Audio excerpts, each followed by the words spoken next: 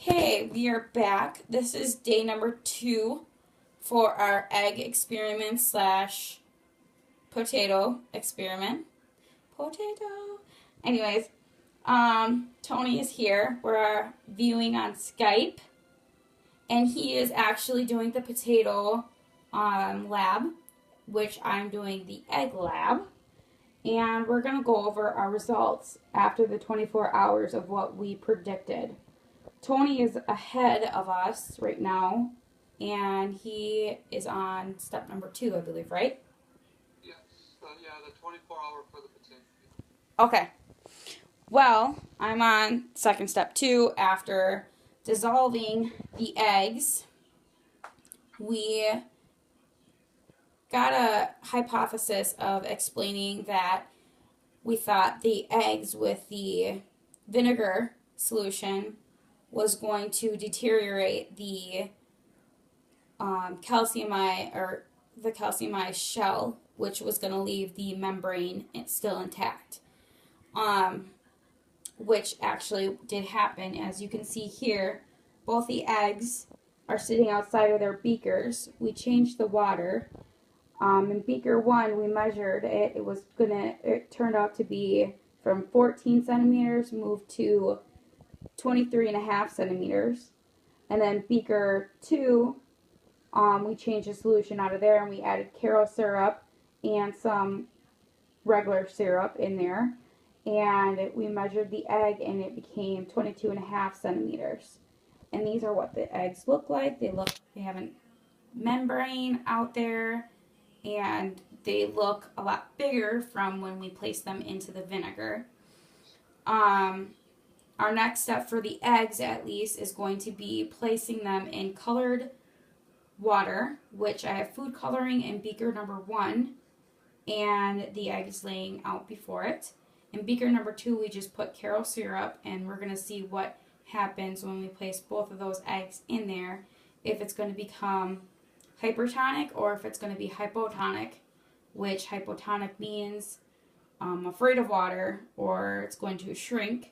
Hypertonic means that it's going to swell and it's going to absorb the water. And then we're going to wait 24 hours and then or actually an hour, and then we're going to re-record our data to see if they grew, if they shrunk, and what we can conclude from there. I believe, Tony, that the hypo is going to make it shrivel up, and that will be in beaker 2.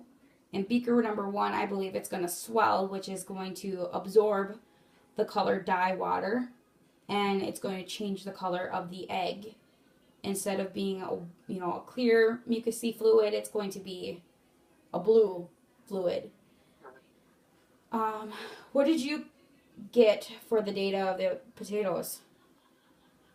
Well, for the potato, the one that didn't have any air in it, or wasn't in any beakers, it was just natural air, was this one here. As you can see, the color, it's starting to affect the coloring, getting a little brown. Pretty disgusting. It is pretty rubbery. So that's the one that wasn't in any beaker. The one in regular water, Which is beaker 3. beaker 3, is this one here, being contained pretty well, and it's pretty hard. So I think it's actually almost absorbing water just to keep it pretty healthy and everything. Wouldn't that be like isotonic? Yeah. Isotonic? Yeah. So it's going to remain the same.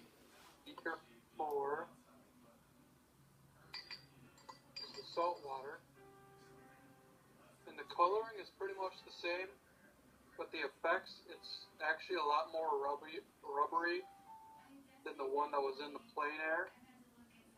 So it's not really kind of holding anything. I mean, you can see it pretty leaky as well. So that's in beaker 4, the salt water. So probably the one that contains the most water and was probably the biggest effect one in plain air, but the one in salt water shrunk, which isn't, and the one in regular water, beaker 3, almost expanded a little bit. Mm. And that's basically kind of what happened with potatoes. Okay. Wow. Well, we, I guess that'll be it. So we're going to sign off right now.